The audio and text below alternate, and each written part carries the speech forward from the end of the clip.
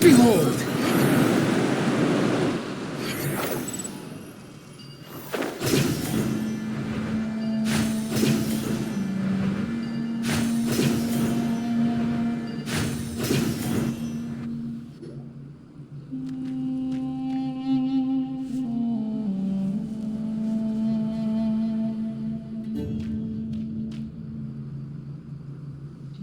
Looking at the map, we should be getting close. Speaking of which, the closer we get, the more Paimon's heart feels like it's beating out of her chest. Excitement. Yeah, sure, that's it. Oh look, it's Tainari and the others. Everyone's here bright and early. Yeah, the desert's a pretty harsh environment. Better to travel at night and beat the heat. Hey everyone, we're here! Ah, right on time. You don't need to worry about me. It's not too hot yet, and I'm properly hydrated. All right, we're just waiting on the two people Miss Layla mentioned, and then we'll be set. He's staying behind. If we don't make it back after a certain time, he'll be in charge of rescue operations. You can count on me. Nice! You thought of everything! Oh, and Cyrus said he'll be in Aru Village, so he's also available if we need help. Haha! Amazing! Having people to watch our back is making Paimon a lot less nervous. Yeah, I did. After hearing about what happened, my advisor gave me some time off to rest. So, my studies are on hold for now. Then, does your advisor know you're back in the desert to investigate? Yes, but I was only allowed to come after I mentioned that General Mahamatra would be there too. Haha! Quite the reputation you've got there, Sino. Something wrong? You haven't said a word this whole time. Are you in a bad mood or something? No. Being skilled with words also means being a good listener. I'm just reflecting on what you're saying. Oh, Hatham! Kaveh! Ha! Over here! Darn it. I was just setting up a brilliant... Yeah. I'm sure you'll find another chance. The important thing is, our scribe and our renowned architect are here at last. High praise. But wait, why am I renowned and not him? He's just as famous as Sino, Dia, or Nilu. That just means your level of fame is even greater. How could a lowly scribe hold a candle to you? Lowly scribe? Please. All those strings you pulled to get those new books from the House of Dana? What do you call that? Borrowing. Anyone with an employee ID can do it. Uh-huh, yeah. The House of Dana bends over backwards for just anyone, does it? Send a report to Lesser Lord Kusanali then. Let her know someone at the Academia is abusing their position. Hey! I never said abusing! Impressive verbal sparring, as always. Oh, hello to you too, Marak. Well, looks like your assistant is raring to go, Kaveh.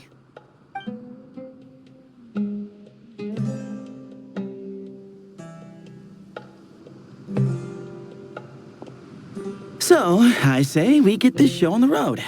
No sense delaying the inevitable. No need. We're in this together, remember? Sure. This is the entrance, yeah? Yes. Perfect. Then, if we're all set, let's get moving.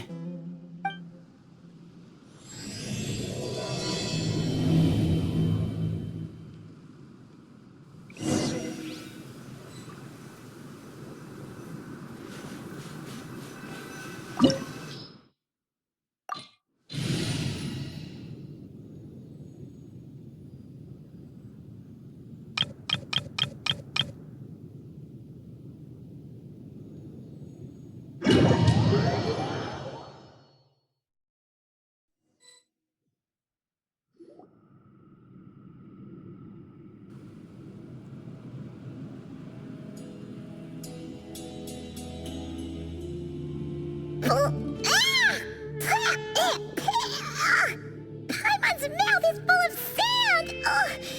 So that's what falling into quicksand feels like? If this was quicksand, we would have struggled to breathe. No. I think this was regular sand, and we didn't sink into it. We fell through it. Into this place. Agreed. In other words, sounds like a you problem, Paimon. Ha ha, very funny. No way, Paimon's the only one. Ha! See? What? I'm the only one with sand in my shoes? Yeah, right.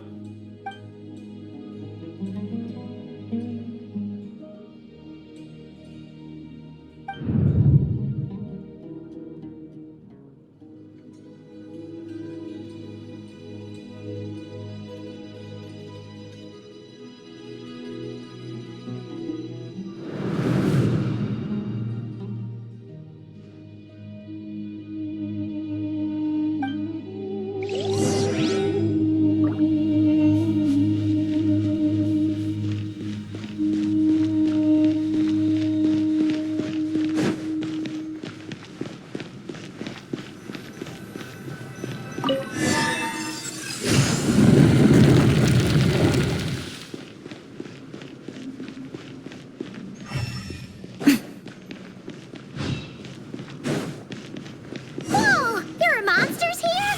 You didn't say anything about that. Probably means he didn't run into any. Because we're just unlucky. Not the best sign of what's to come. We'll be fine. Let's just use up all our bad luck and we'll be golden.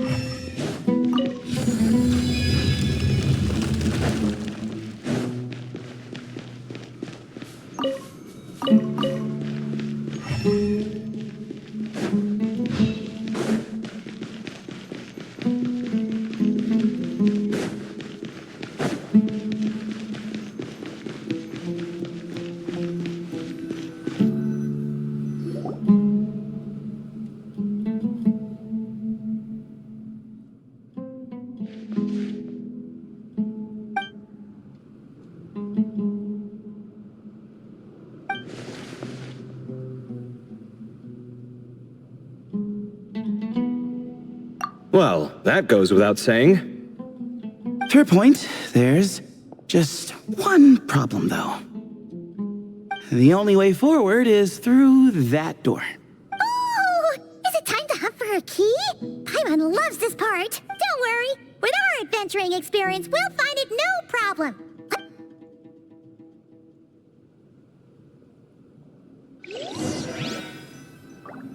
Marak, wait!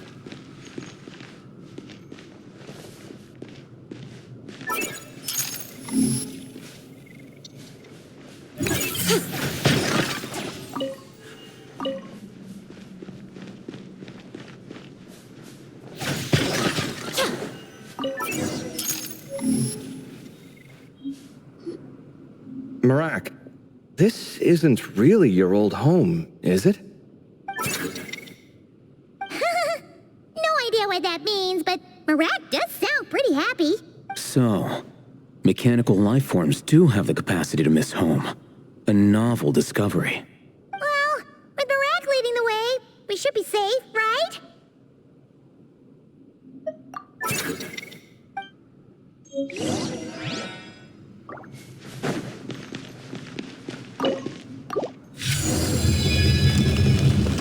Good thing you decided to join, Kaveh. Otherwise, our investigation would have ended at that door. It was nothing that I did. You should thank Marak instead.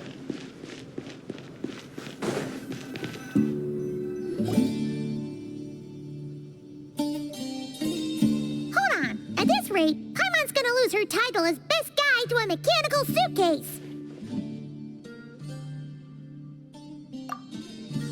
Aw, thanks. Hey, wait. What do you mean, useless? Well, no weird mental symptoms so far. I'll take that as a win. That said...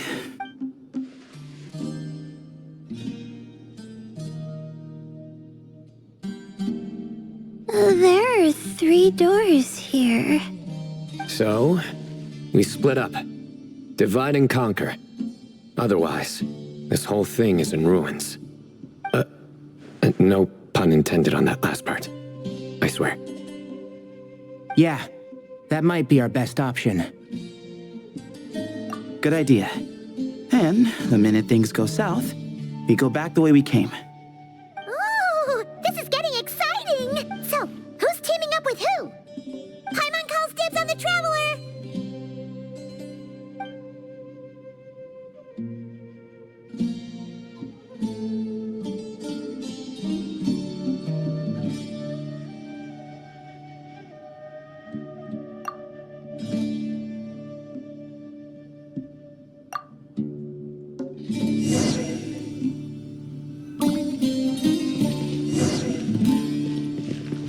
Well, this takes me back.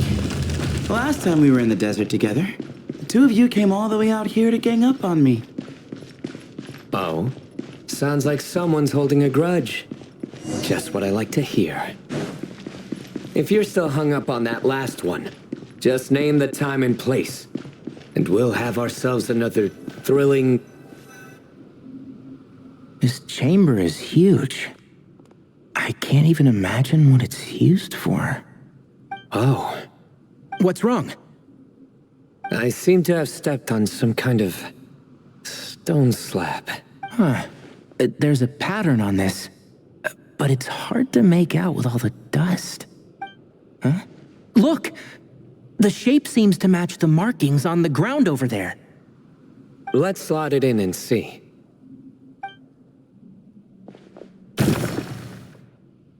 And we have a match. Looks like we need to find the other 3 broken slabs.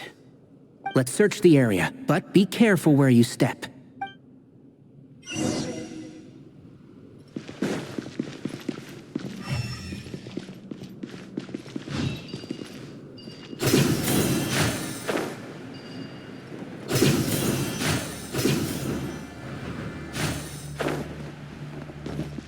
Ooh, got one. Ouch, but watch out. The edges are kind of sharp.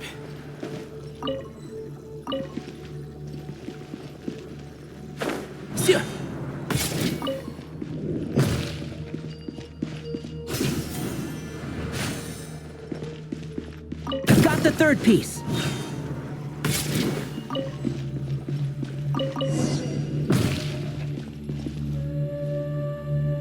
We just need 1 more. Huh. Look, a cat. Could it be the same one Jer mentioned? I don't think we need to worry about startling him. He doesn't seem afraid of people. Yeah. If anything, it seems like he wants us to follow.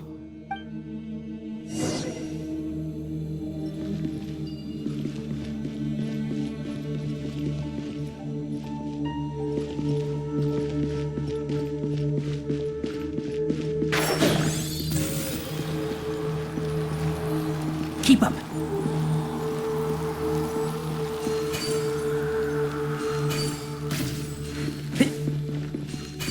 One with the force.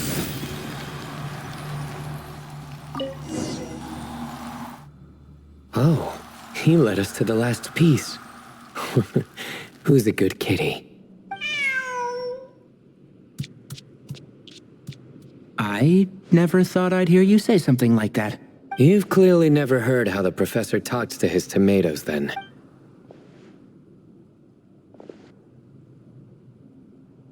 All right, well, that's that. Now, we need to figure out how to get rid of all this dust. Behold, the great Vayu Viastra. Be honest. You've been waiting to say that for how long now? Just activate the mechanism.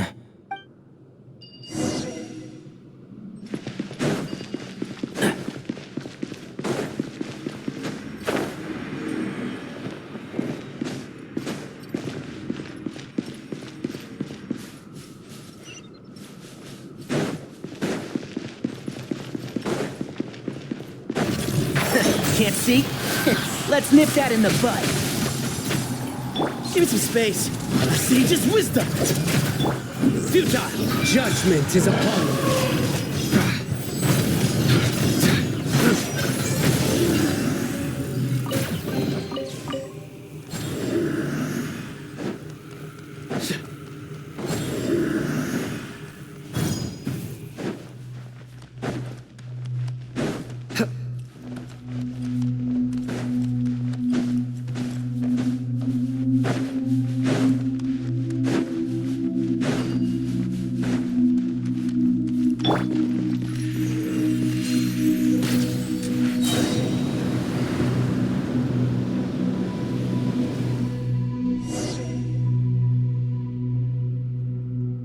Huh. It worked. It's a picture of... 3 Hermanubises? That can't be right. The ears aren't vertical. Oh, true. And the lugs fall short. My hat is much better looking.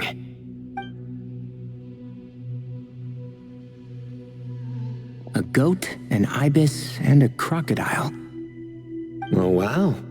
Our botanist knows more than just plants. Riveting observation. I was just thinking. These 3 figures look a lot like the 7 pillars of King Deshret. That's right. These are our colleagues. Our what now? You sure about that? Just kidding. But what I meant by that is these were Hermanubis' colleagues back then. The middle one is the Goat King Hereshef, Minister of Ministers, the god Amun's most trusted chancellor.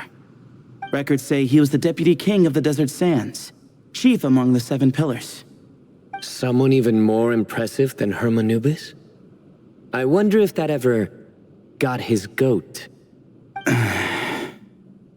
Sorry, couldn't resist.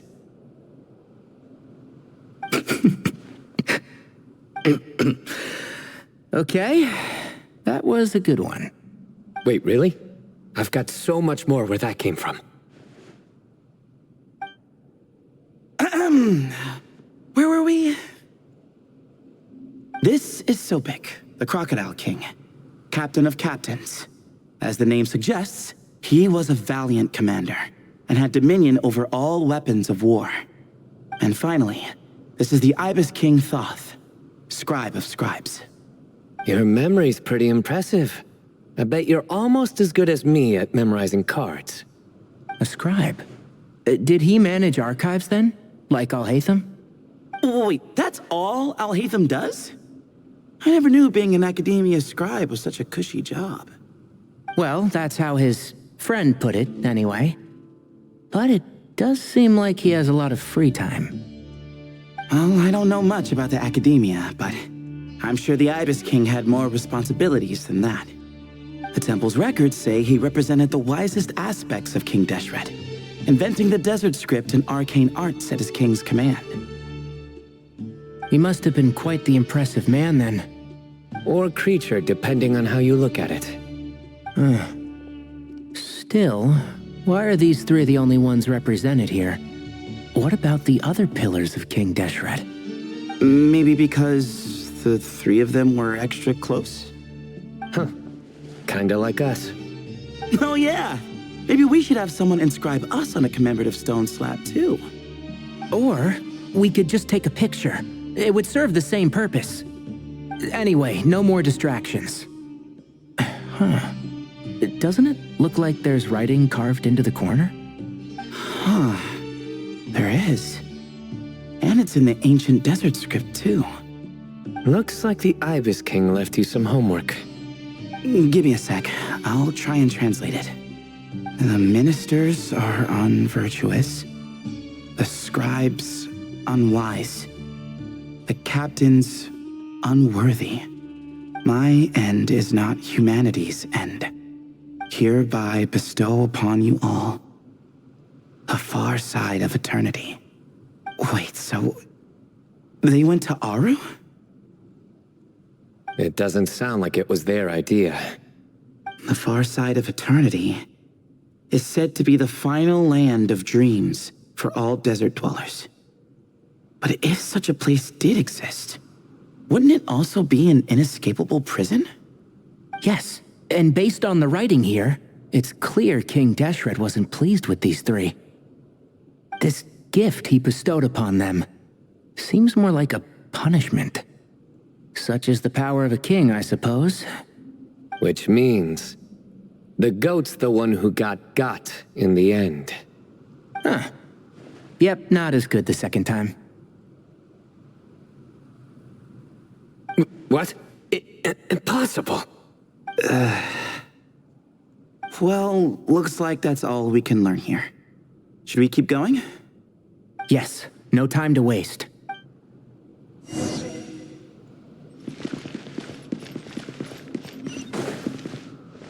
Keep up.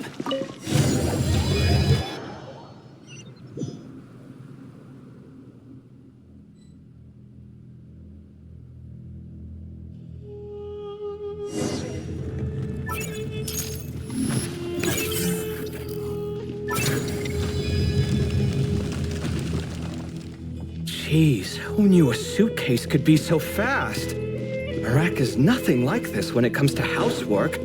Hey, wait up! A scout's job is to take the lead. Just let Merak figure it out. Easy for you to say. I'll be the one doing the repairs if something happens. Why don't you go scout ahead then? When I think of a comeback, I'll let you know. Oh, Merak stopped. What is it? Found something? Looks like something covered in sand. Let's get it out then. Come on. Oh, it's a stone slab. Good job, Merak. Let's take a look. Huh. Looks like this part of the picture goes over there?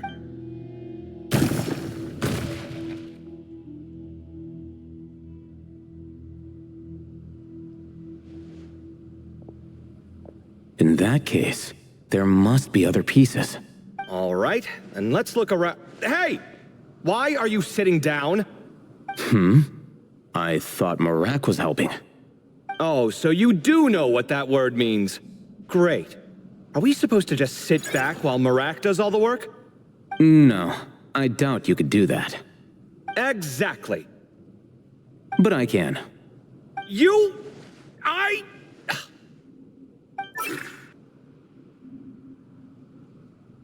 See?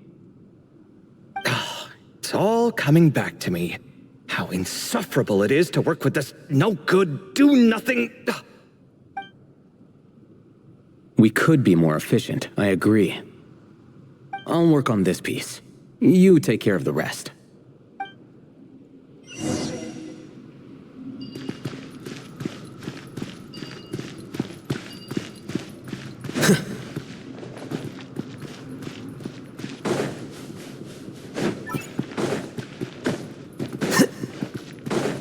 Found one!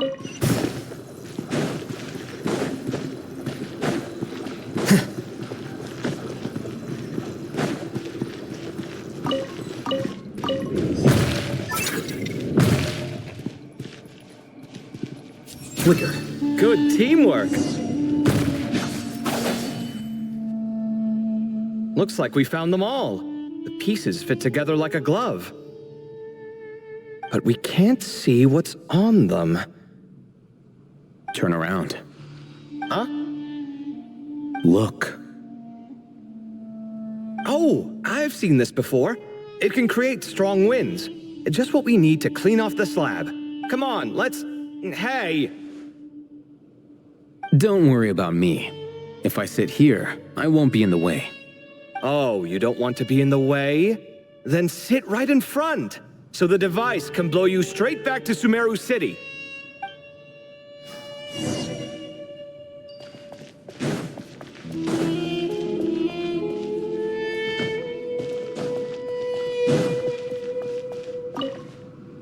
Better get to work.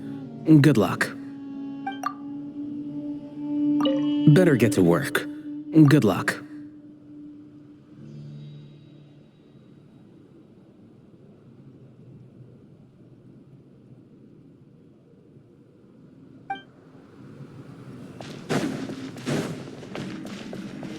Come at me!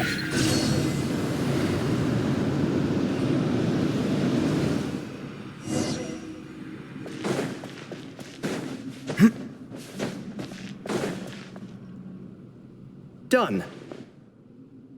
Huh. That's one big cat. And there's a shattered crown. I think it's depicting some kind of story. Look, there's writing too. The Ibis King answered the young noble, granting him the wisdom he sought. But the fragile crown was shattered by lies in the end. Here I leave the name, Gudars. Gudars? I've seen that name in a history book before. He was a young noble who sought to save his realm, and a king who once united the desert. That's right. Although his methods were rather shameful. During his long reign, he betrayed his family and the nobles who supported him, only realizing the error of his ways after his enemies left him nowhere to turn. But by then, it was too late. Seems like a common occurrence across history. Different people, same mistakes. It's an inevitable pattern, destined to repeat itself. The writing mentions the Ibis King, but a cat is depicted here. Does that mean... So far, what's depicted on the slab seems true to history. In which case, this cat is either a proxy for the Ibis King or a manifestation of said king himself. Exaggeration is a common method ancient records use to highlight a being of higher status. And as we know, Layla and Jur both heard the sound of a cat while escaping the ruin. You're saying the Ibis King, one of the legendary 7 pillars of King Deshret, is here, still helping those in need? I'm saying we can't rule it out.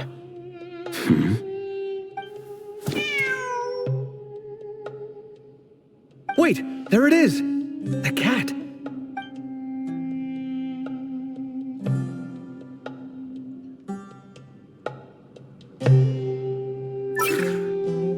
Ah! Marak went after him! The cat's showing us the way forward. Come, let's follow. Okay.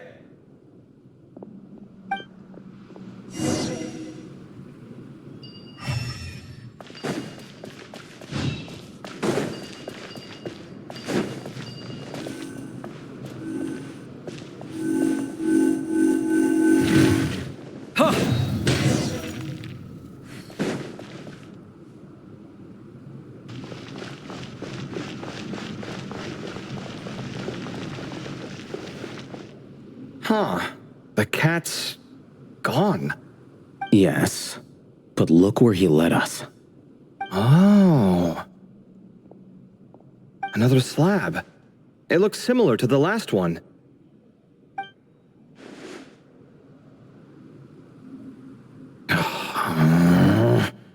Oh, by all means, take your sweet time. Wouldn't want you to overexert yourself.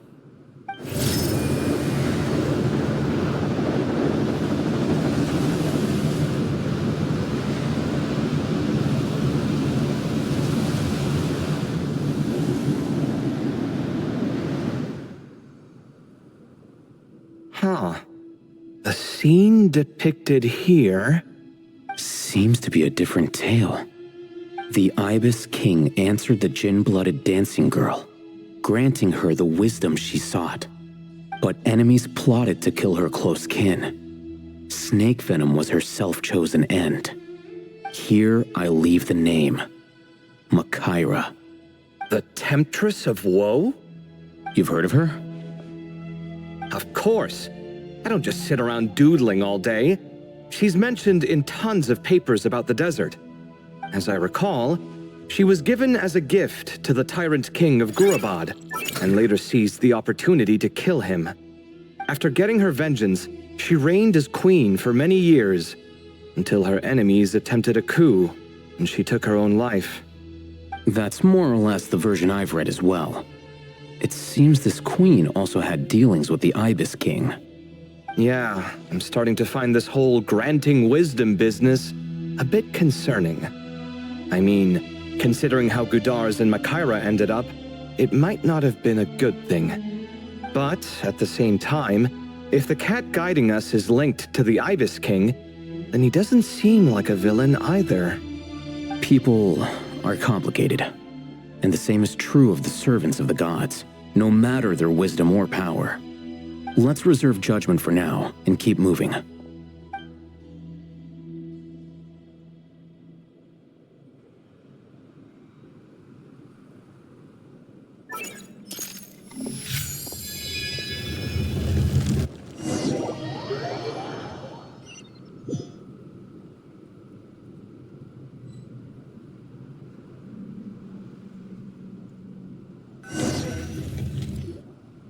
Oh, Paimon meant to ask earlier. Have your memories come back, Layla? No, sorry. To be honest, nothing about this experience feels familiar. Besides, my focus is the stars, so I don't spend a lot of time exploring ancient ruins. Guess that makes us the senior researchers in this scenario. Stick close, all right, Layla? Okay.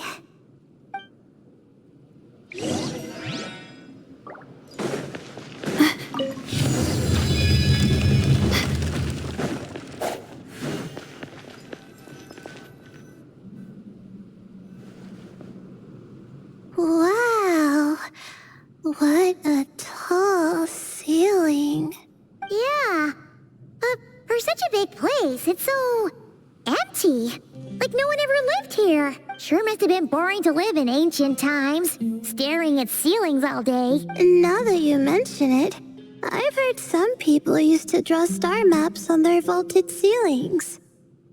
Some might even make them transparent to better observe the movement of the stars.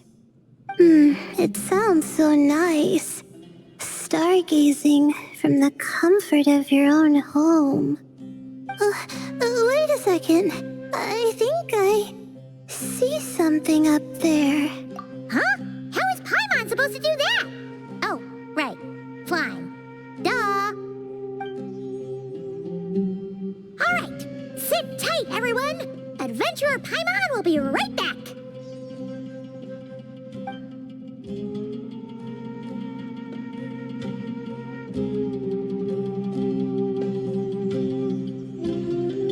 Okay. So, there's nothing super special up there. Just a couple of shelves, tables, jars, and scrolls. And a whole bunch of dust, dirt, and sand. You really want to search through all that stuff? Well, when you put it that way... Come on, then. Let's see what we've got. Paimon's hoping for something super valuable. Thanks.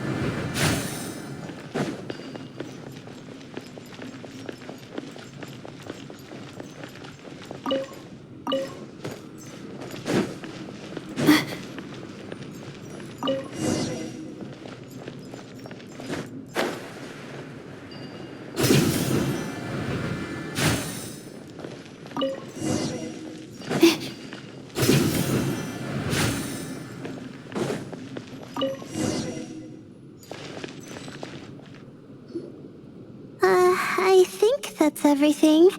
Most of the documents are in the ancient desert script, except these ones.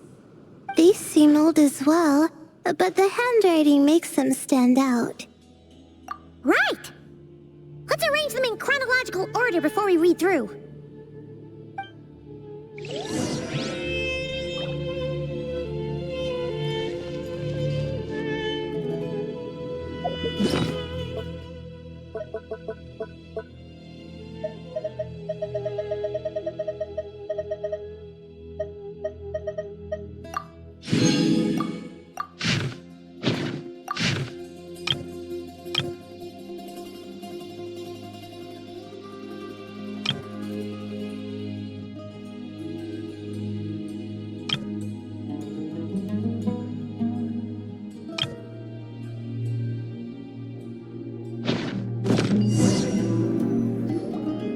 Okay, now let's take a look.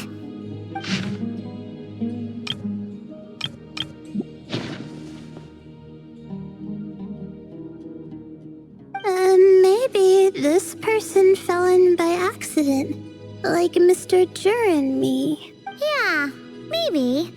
But they don't sound super worried about their situation. So, either this person's an ace adventurer, like the Traveler, or some kind of super optimist. An optimist, huh? That's right!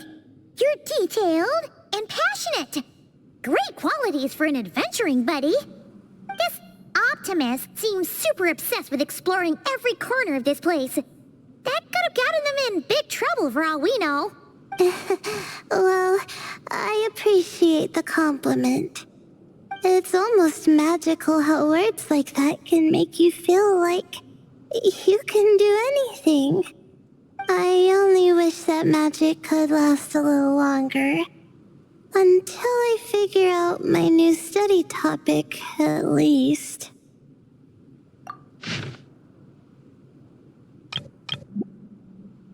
Oh, looks like you were spot on, Paimon. See? Told ya! That's what happens when you don't think things through. And all this talk about seniors and juniors, he was a student just like you, Layla.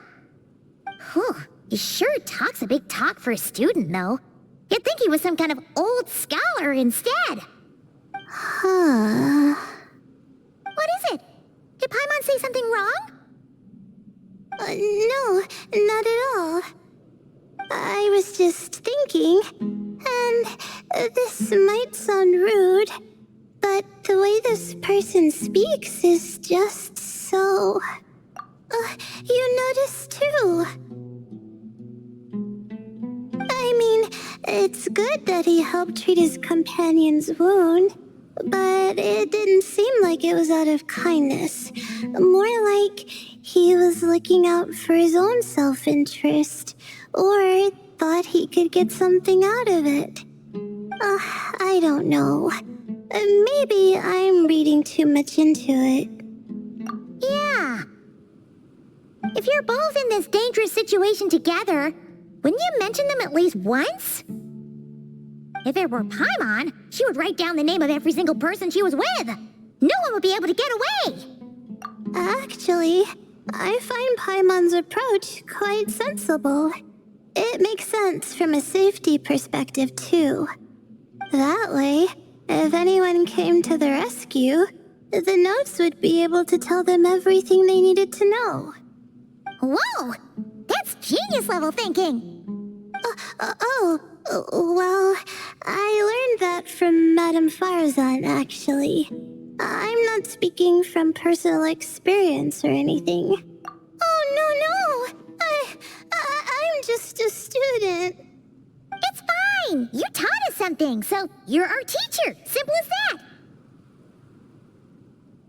Anyway, from the looks of things, the student who left these notes behind was pretty weird. Let's keep reading. Whoa! Hang on! That's a lot of information. Paimon needs a moment to take this in. The Ibis King. So... did this person actually meet the Ibis King here? Sorry. Who? Jeez, not again! Stop teasing her, Traveler! You know she was asking about Nefer. Anyway, Nefer's, a friend of ours. And she's mentioned the Ibis King before, but not in much detail.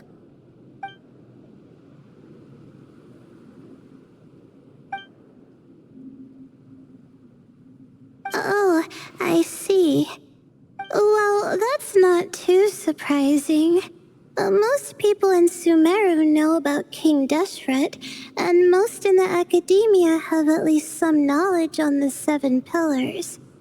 Legend has it, King Deshret ruled the desert at the head of several wise retainers, guiding their people to pursue the limits of wisdom. He also left behind treasures for future generations, which continue to be relevant in nearly every research discipline. Now, this message indicates this student and his senior were rescued by the Ibis King. But to think it's possible to meet him in a place like this. We don't know when these notes were written, but didn't the 7 pillars disappear a long time ago? Yeah, the notes made it sound like his powers were restricted. Also, the mention of this form? What is that supposed to mean? I'm not sure. Let's keep reading. Oh, this is the last page. There's even a signature at the end. Well, sounds like they made it out. Guess it was a happy ending after all. Wait, but it says, the Ibis King cannot be trusted. Huh. Our friend said something similar. That the Ibis King was a liar. And the notes did make it seem like something wasn't quite right with him. Maybe he wasn't one of the 7 pillars at all, but some kind of con artist. Huh?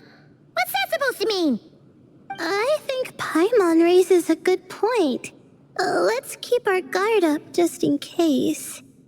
Alright, I think that's all the clues around here. How about we... Oh, it's Marek! That means Kaveh and the others should be around here, right? Hello? Anyone up there? Can you hear us? Yeah, we can! You know, sound travels just fine in an empty chamber like this. You don't have to shout. Of course, if you're shouting to express your excitement at being reunited, by all means, pretend I never said anything. Yelling like this is kinda exhausting. Come on, let's head back down. Not now.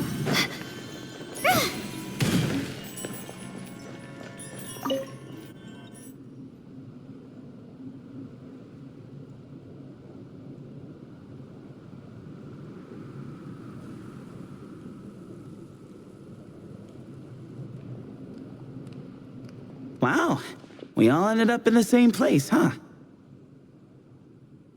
Yeah, what a coincidence. Indeed. Or as I like to call it, the chai factor.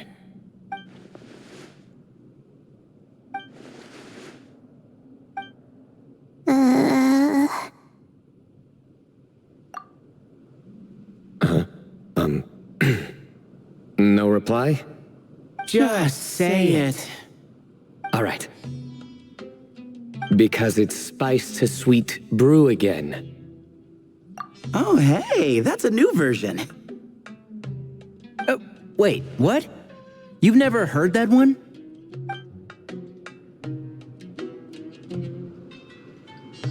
What are you looking for?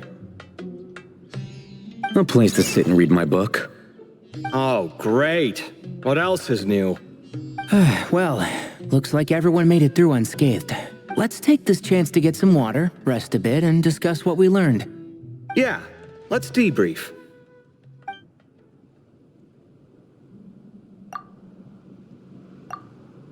Okay, so we all learned a lot, but it feels like we ended up with even more questions. Yeah, but one thing's for sure. This place is tied to the Ibis King in some way. Hey, Sino. You're the current representative of Hermanubis. Can you call him up for a sec? Of course. Just let me sense his presence.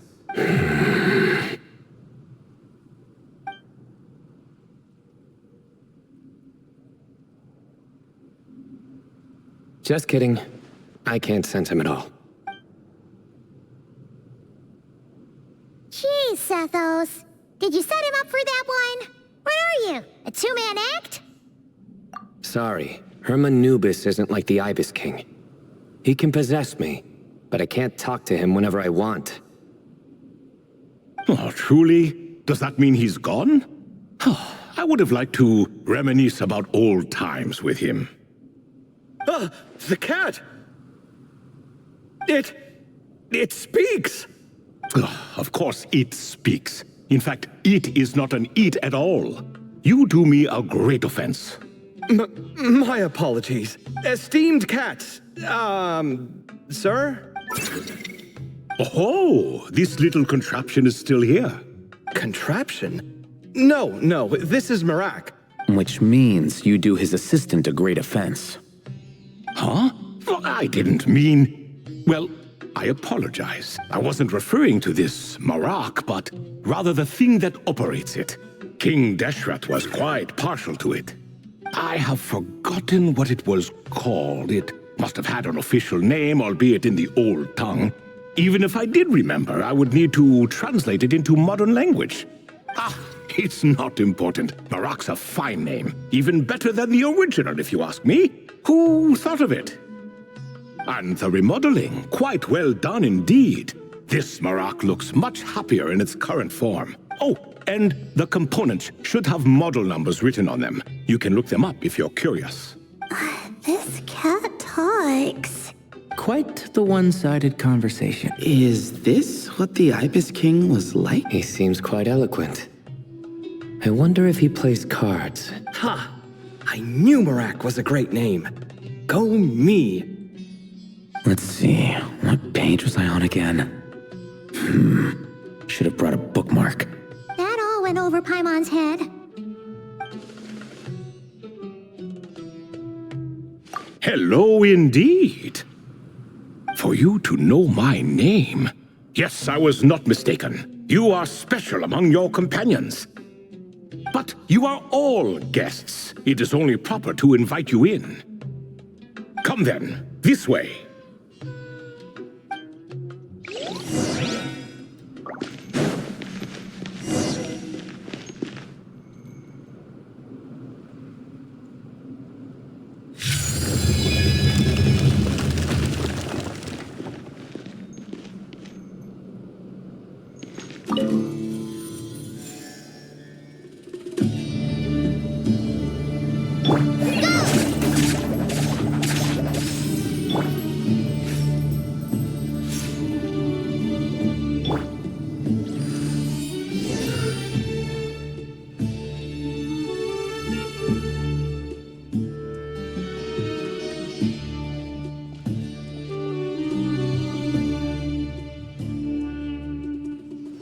Welcome to my humble abode.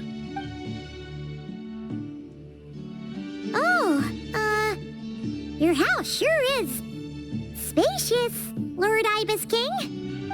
I fear it's not quite what it used to be. In fact, it has long ceased to be my home at all. It belongs to the descendants of the cats I once raised. Such adorable creatures, aren't they? Take the one I'm borrowing here, for instance. A chubby fellow with such lovely fur. Anyway, tradition dictates that a special guest such as yourself be presented with a gift. Alas, it's a first-come, first-served basis, you see. I fear with the passage of time, none are left. What? So the treasure's gone already? Treasure, you say? Not an inaccurate description. Yes, and no. I have the power to grant gifts inaccessible to the masses. The only requirement is answering a question. Not a bad deal, yes? Of course, my questions were given unto me by King Deshret, who in turn received them from the Mistress of Flowers. There are 3 and no more. What causes our rise and fall? What obliterates love and hate? What determines truth and falsehood? The more he talks, the less Paimon understands. I see. That must mean Gudars and Makaira managed to answer 2 of the 3. Another who understands. Oh, so that's the event those 2 slabs are depicting.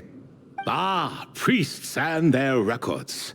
A singular obsession, and quite boring too. After being imprisoned within Aru, I could, on occasion, take the form of a cat to converse with those around me. But I despised speaking to them. No conversational skills whatsoever. Now, humans like you who stumble in here from time to time, you are much more interesting. Hold on! We're getting off topic again. The 3 questions you just mentioned? What are they for, exactly? Ah, that is a story that begins with King Deshret. And we're in for another long one. Nostalgia for the past is common to us all, is it not? And our king, he was such a proud, solemn man in those days. He watched us speak of the present and the future, of the wisdom we possessed or were about to obtain. We were his proud retainers, confident in our belief that, so long as each one of us used our abilities to the fullest, progress was inevitable. Yet, King Deshret's ambition was not destined to be allowed in a closed-off world such as this. So nothing went as planned. In fact, from the beginning, there were signs an outcome of this nature was inevitable. Because although there were 7 pillars, one was forever absent. Al-Ahmar would insist the Dendro Dragon Sovereign was one of us, but the dragon herself rejected that idea. Huh. Like a card you can never seem to draw from your deck. More like a card that was never in the deck to begin with. Alas, that's just who Al-Ahmar was. There was nothing we could do about that. And I always preferred chess to cards. In the end, life grew unbearable for our king. But, of course, those who remain must continue to live on. But subjects like us were less fortunate. After all, the fate of a retainer is decided by the king, including the chance to walk away. So it was then that King Deshret had Kroko, Goti, and I locked up within Aru, where we remain to this day. Kroko. Goti? Ah, of course. You're more familiar with their full names. Sobek, the Crocodile King, and Hereshef, the Goat King. And let me tell you, when it comes to chess, Hereshef was a habitual backseat strategist, always spewing nonsense from the sidelines. Well, Sobek was all too quick to take his terrible advice, to the point where I was the one who got accused of cheating. Chess is an exercise in patience, and that man couldn't sit still to save his life. He could never excel at that game. In fact, neither of them were good at chess. Even so, we played together often, and since I was always the winner, we got along quite well. What are you laughing at? Were we not good friends? No one's laughing. Paimon would never. No, not you. It's Goti. He's laughing for no reason again. Can you not hear him? Ah, right. Of course you can't. The two of them are inside Aru, as am I, so only I can hear them.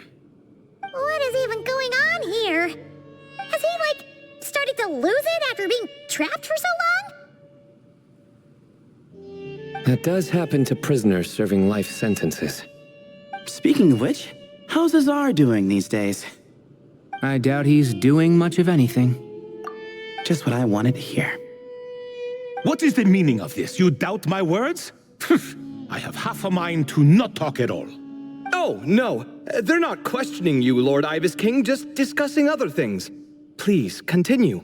In that case, where were we? Getting to the part about the 3 questions. Ah, yes, we're almost there. Before I entered Aru, King Deshret said I could be released from my eternal seal if I chose humans who could provide the correct answers to those 3 questions.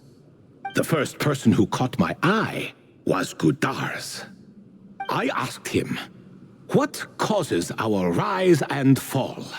He answered, "Conspiracy and betrayal, for it renders the righteous and wise unable to succeed, and thus nations fall." I found his answer quite interesting, so I bestowed upon him the power to deceive. The second human I chose was Makaira. I asked her, "What obliterates love and hate?" She said unto me, "I have nothing left to lose. Vengeance alone can quench both love and hate." I found this to be another fascinating response, so I granted her the power to be loved. But both of them ended up... Now then, young one, riddle me this. Did their answers point to this fate, or was it the power I bestowed upon them that determined their end? I'm just an observer who doesn't understand their circumstances, so I can't answer. A clever reply. I do not wish to comment either. It is all in the past at this point. My only wish was for their answers to be acknowledged by King Deshret's rules and bring me one step closer to freedom. As for the final person, her fate remains to be seen, so I will not reveal her name. I asked her, "What determines truth and falsehood?" and found her answer quite compelling, so I bestowed upon her a gift to match. As you can see, however, I have not been freed, so it's clear the answer she gave at that time was wrong. But alas, 3 people were chosen and 3 questions were asked, so now all I can do is wait. Wait until her wisdom is in line with the rules set forth by my king. Until she has found the true answer to that question. No wonder there was no 3rd stone slab then. Or perhaps you're just not ready to include her in the story. Though that might be a generous interpretation. Well, it's not merely because her story remains unfinished. As the remaining priests of this place left or passed on, there were none left to record the events that followed. Besides, stone slabs are few and far between in the Great Red Sands. In the sprawling desert, very few things or people even manage to leave a trace. But sometimes I can't help but wonder, if that young man from several centuries ago had been willing to answer my question, would I have left Aru by now? Wait, so there was someone else? Of course, it has been thousands of years after all. All sorts of people have stumbled upon this place, but I only chose the special ones. That young man had such a singular intelligence, though his companion, by contrast, was rather average. The author of those notes we found? The student named Zondik? Ah, yes, I think that was his name. In truth, I was unsure whether I should grant him my 3rd remaining gift. He was, of course, exceedingly clever, but he was also mistrustful and narcissistic in equal measure, and there did not seem to be a line he was unwilling to cross. Too much power could be dangerous in the hands of someone like him, so I found myself rather relieved when he declined my gift. Oh, he turned you down? Did he give a reason? Yes. He said he didn't need it. I still remember the look in his eyes. Nothing stood out per se, and still I could sense contempt and disdain radiating from his gaze. I could not give an exact reason, but on instinct I just knew.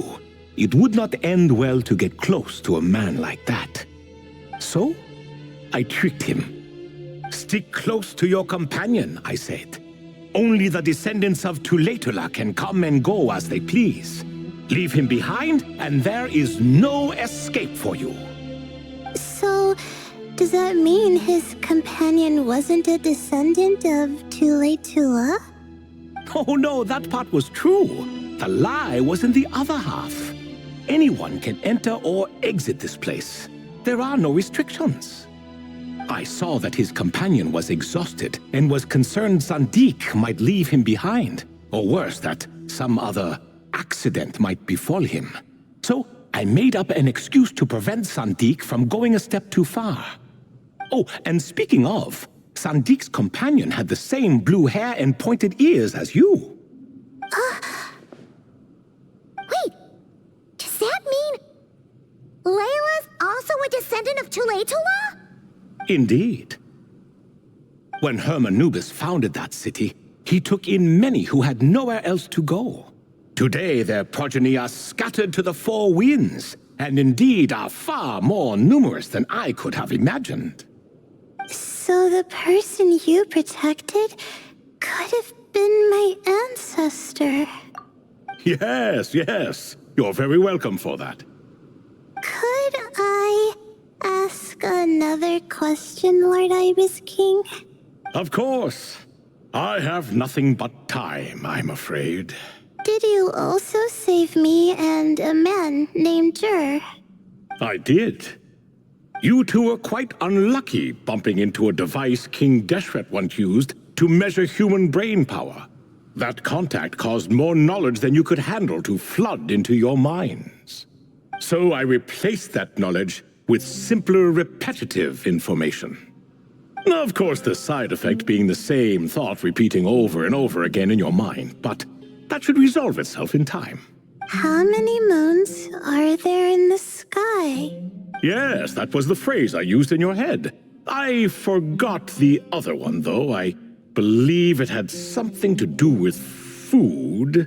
Both were spur-of-the-moment decisions, so no need to dwell on the meaning too much. Oh, I see.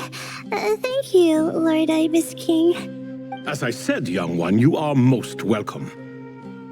If you're inclined to return the favor, perhaps you could turn off that device so no one else can trigger it? There's only so much a cat's paw can do, so I'm afraid this is something I must leave to you. Or Marak, I suppose. Oh, splendid! Another one bites the dust. Such is the fate of things here.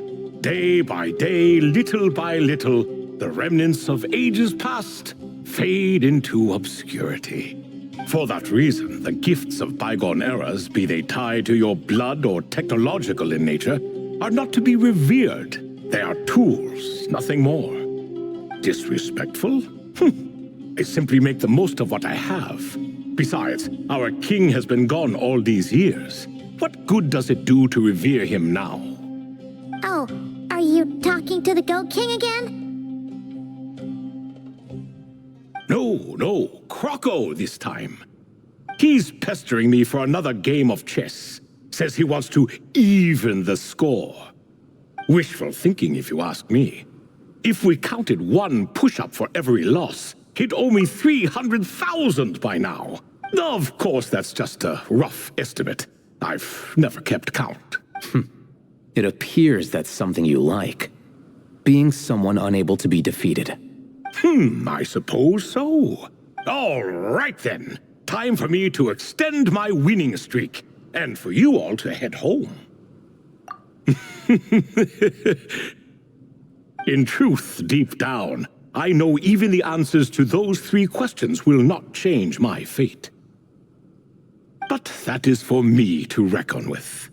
Go on now.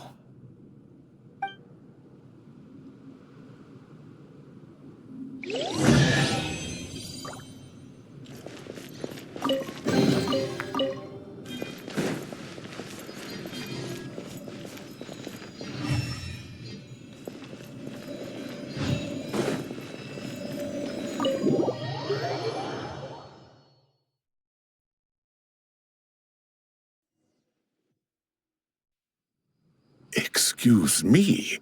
Do you even know what time it is? I've harvested 3 crops of tomatoes while you've been gone. You're exaggerating, Professor. I'm making a point. There's a difference. Sincerest apologies for keeping you waiting, Professor Cyrus.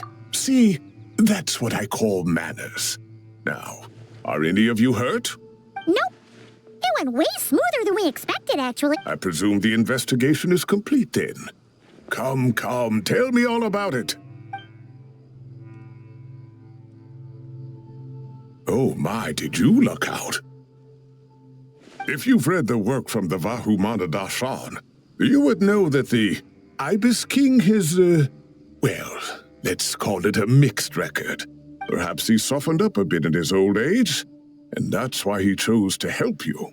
Or perhaps he just didn't have a good enough reason not to help us. See? Marak agrees. How do you even know that's what Marak meant? That could have just been a happy noise. In any case, there's a lot to be happy about. We figured out what happened to Layla and Jur, and there were some unexpected takeaways too. Yeah, I never expected to learn about my ancestry. I've always thought of myself as just an ordinary student. I never would have even considered something like that could be true. Come to think of it, our ancestors might even have been friends at some point. Huh? You're right. Maybe I should take a trip back home to see if I can find any records about that. Oh, I was just throwing that out there. I wouldn't want you to go to the trouble. It's fine. My advisor gave me a break, and I still have a few days left. Oh, wait. My study topic. I haven't made any progress at all. No. I need to focus on that instead. Right. Couldn't you help her, Professor? Huh? No, I could never. Me, you say? I'm from the Spatamar Darshan, and I don't think that Nephis or Zahahadi researched the stars. All I have to offer are my homegrown tomatoes. Although I suppose it's not impossible. I can ask a few old friends to recommend some interesting topics. You really don't have to. It sounds like a lot of work. Hardly. A few passing questions while we water the plants? It's no trouble at all. Thank you so much. Of course. Now it's getting late, and you all must be tired. Let's wrap things up here. Some say desert nights are the sun taking mercy on us after the heat of the day. So, let's leave while she still feels merciful.